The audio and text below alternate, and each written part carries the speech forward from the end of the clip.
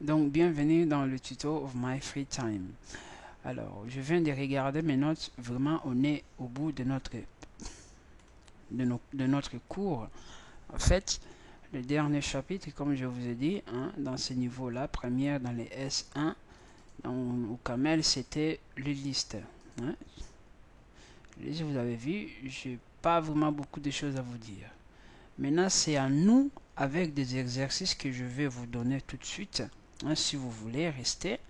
Donc vous allez comprendre que on peut justement faire plus ou faire mieux. Voilà. Donc je vous propose quelques exercices qu'on va déjà le faire tout de suite.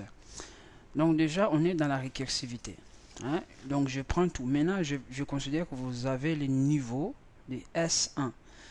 Voilà, je vous propose cet exercice. Maintenant on suppose faire une fonction factorielle, pas je vais utiliser plutôt pas juste la récursivité, mais on va utiliser le match. Alors je vous ai dit que pour le match c'est comme des if, c'est comme des if, ou aussi c'est on fait voilà, on fait comme ça, c'est comme si le match c'est comme des if, je parle par rapport au camel, mais sinon si on les compare ça équivaut, c'est équivalent à, dans le langage C, c'est équivalent à switch. Voilà, cette fonction là, switch. Voilà. Alors cette fonction factorielle, pour le faire je vais attaquer directement.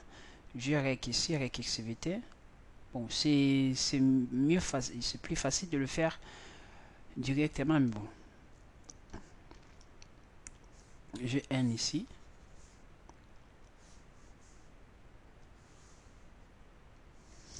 j'ai n, et là je fais quoi? Je vais matcher avec n. Ben, si c'est 0, je renvoie 1. Ben, le reste de valeurs, là, je fais comme ça.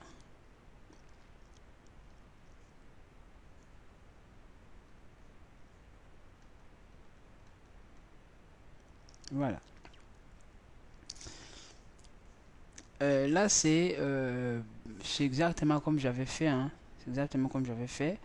Mais des fois, on se dit, mais si c'est inférieur, c'est pas 0, mais c'est inférieur à si n est inférieur à 1 ou inférieur à 0, comment on fait? Alors, deuxième solution, rec fac de n, je continue à matcher n with, si c'est 0, on s'arrête là, je renvoie 1.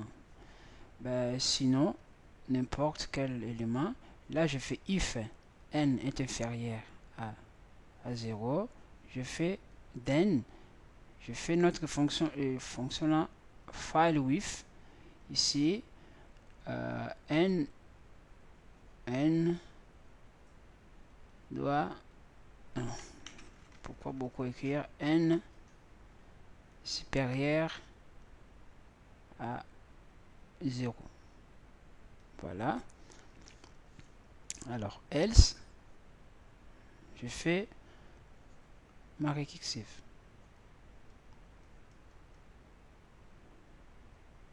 Vous avez vu? Là, lorsqu'on entre ici, on entre une fois, on fait le tour. Lorsqu'on else ici, voilà, on vérifie si c'est pas 0, ou c'est supérieur à 0, ou c'est inférieur à 0. Si c'est inférieur à 0, on arrête là. Si c'est supérieur à 0, alors on continue à faire notre fonction, sachant qu'on n'entrera pas ici. On n'entrera pas ici. Donc ça c'est factoriel. Alors la somme, je pense que je les ai fait, je le fais en tout cas, mais je vais les refaire encore. Voilà. Bon, là, je le fais directement. Hein. Donc, if m et n égale à 0, then 0. Else, je fais somme. Je vais le faire comme ça. N plus somme de n moins 1. Voilà.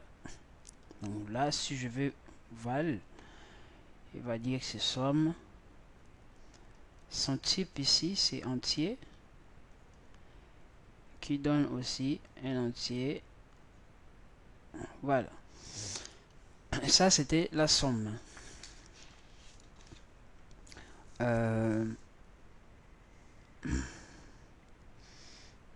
Ça, c'était la somme.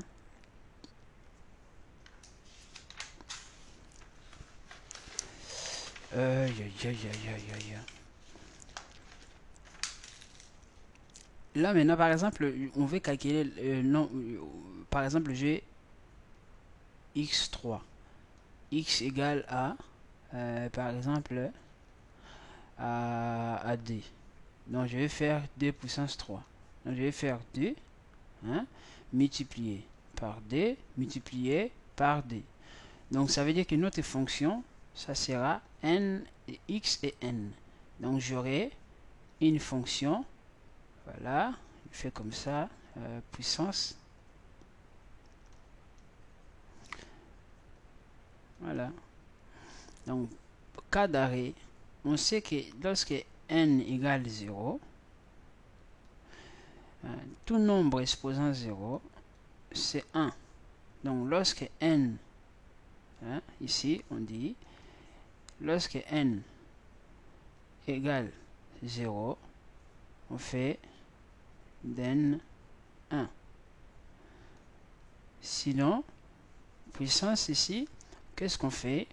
On fait x. C'est x qu'on veut multiplier n fois. En fait, c'est notre récursivité, c'est juste pour compter le nombre de fois qu'on va faire la multiplication. Vous voyez?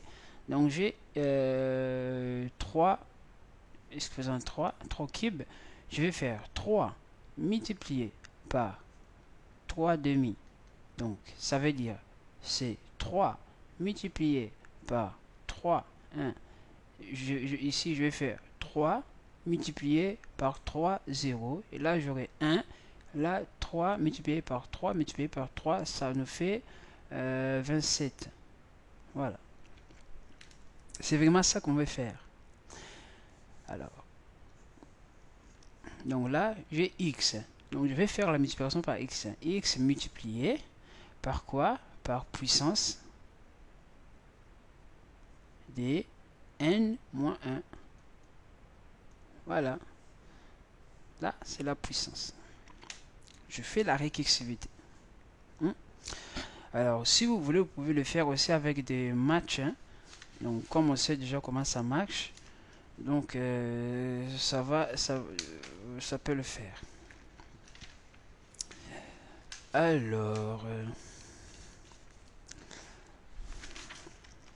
Alors maintenant, je ne sais pas si vous l'avez gardé quelque part dans la mémoire, lorsqu'une fois je vous ai dit qu'il faut garder cette façon de faire dans la mémoire. PGCD de A et B égale à quoi? Égale à PGCD de B et reste. Reste c'est quoi? Reste, je vous ai dit, c'est A modulo B. Voilà. Je vous l'avais dit, hein, de garder ça quelque part dans votre mémoire. Voilà. Là, on va faire notre fonction let's rec pgcd de A et B. PGCD de A et B, c'est quoi? Donc, lorsqu'on veut faire le PGCD, donc si on veut faire le PGCD, donc on utilise on dit que A est égal à quoi? À B multiplié par qui? Plus R. c'est possible, hein, si le R est inférieur à B. Je ne sais pas si c'est B est inférieur ou égal à B, je ne sais pas, ou comme ça en tout cas. Hein. Donc, si j'ai A divisé par B, cette division en fait, c'est possible, hein, si A est supérieur à B. Hein, si A est supérieur à B. Ou si B est supérieur, parce que c'est lui B qui va diviser R. Si B est supérieur à R, donc c'est vraiment supérieur ou égal, cette division c'est possible. C'est pour cela que je fais comme ça. Hein? Si B, donc B divise R, si B est supérieur ou égal à R. R divise plutôt B si B est supérieur ou égal à R. Voilà, c'est exactement ce que j'ai fait ici. Hein? Et R, on arrête en fait la division si R ici égale à 0. Voilà, là on arrête. Voilà. Parce qu'on ne divise pas par 0. Hein? On ne divise pas par 0. Bon, là, la condition if. Donc, si B égale à 0, hein, si B égale à 0, si B égale à 0, qu'est-ce qu'on fait? On fait... Attendez, je vais le faire proprement ici. Hein, programmer dans les fonctions, c'est un peu bizarre. Hein, if B égale 0, on fait then, si B est égal à 0, GA, on divise avec 0, on ne divise pas. Donc le PGCD ici, c'est A. Je renvoie A. Else, si A est supérieur, B et A est inférieur à B, parce que la condition là, il faut le prendre en compte. Si A est inférieur à B, je vais faire then PGCD, j'inverse de B et A. Voilà, j'inverse juste les valeurs. Hein. B devient A devient B. Voilà. Et sinon, ça veut dire que sinon, c'est tout va bien. Hein. Là, c'est 0, là, c'est 1. Sinon, je fais else P, G, C, D de quoi? De B. Et là, je vais faire A modulo B. Là, c'est cas général. Voilà. Là, c'est cas général. Voilà. Bon, là, je pense que ça se voit. Hein. Ça se voit. Hein. Voilà. Je pense qu'on l'a déjà. Avec là, on l'a.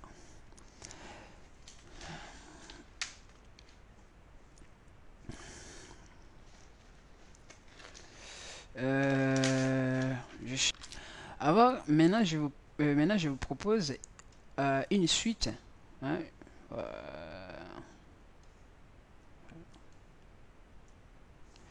je vous propose une suite. Ça s'appelle suite Syracuse. Ces suites, c'est comme ça. If, donc, on met 0. Hein, on met 0. Donc, I0 égale M. Hein, si n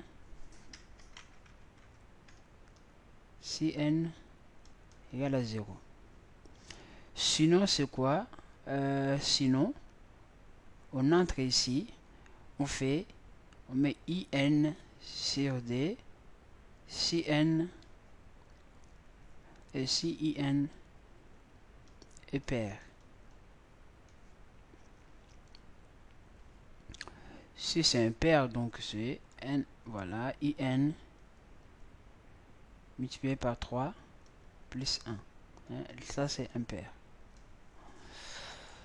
Bon, j'ai let's rec, j'ai Syracuse de M. Je dis if M égale à 0, je fais then, là je renvoie 0. Hein, je renvoie 0. Voilà, je peux renvoyer M égale à 0, donc je renvoie 0 quoi. C'est M et je renvoie 0. Donc else, else ici, maintenant ça veut dire que m est différent à 0. Donc j'entre ici. Lorsque j'entre ici, je fais if, là c'est in et impair, in et impair. Donc je vais faire si, pardon, ici c'est m, si m, là c'est pas im, si m est pair ou m est impair. Alors pour calculer si m est pair ou impair, on sait, hein, le pair, si vous ne l'avez pas, c'est bon, pour dire compliqué, c'est impair moins 1 ou plus 1. Facilement, je peux dire c'est lorsqu'on prend une valeur, on le divise par d, on a ici la reste, pas la reste, on a comme reste 0. Hein? Informatiquement parlant, j'ai j'ai n, je fais modulo de valeur ici doit être 0. Ça c'est pair. Voilà. Alors si c'est 1, c'est impair. Voilà. Voilà. C'est ça. Donc c'est ça que je vais faire ici. C'est pas 0. Donc maintenant je vérifie si c'est pair ou impair. Alors if donc m modulo d est égal à 0. Ça c'est pair. Je vais faire then. Là je fais la récursivité. Je fais acquise de m. Hein? Là il y a vraiment, lorsque on appelle une fonction, là on fait m. Hein? Là en tout cas c'est m au lieu de r. Hein? Il y a des fois j'ai commis quelques erreurs, il faut me comprendre. Hein? Je suis par rapport au programme que je ici. Donc là je fais m divisé non, divisé par d.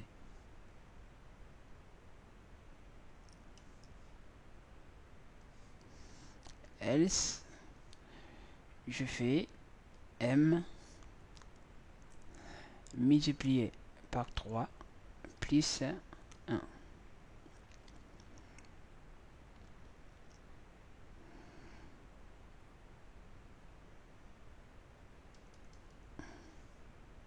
Ouais. En tout cas, cette façon de faire, je ne suis pas d'accord avec ça. Hein. Je ne suis pas d'accord avec ça parce qu'il n'y a aucun cas que j'ai appelé la récursivité. Hein, la récursivité. Donc ici,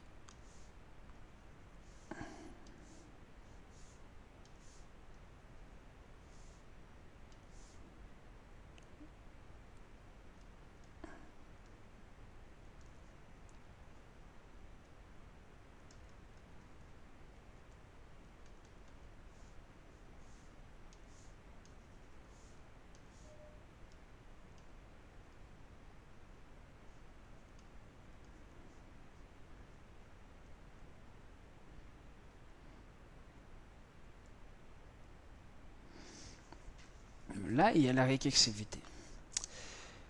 Bon, je pense que pour la récursivité, bon, on a pas mal fait de exercices, donc on arrête là. Et je vous propose la vidéo suivante que je vais parler plus sur la récursivité et sur le liste. On va faire plus d'exercices sur le liste pour s'entraîner. Donc à plus.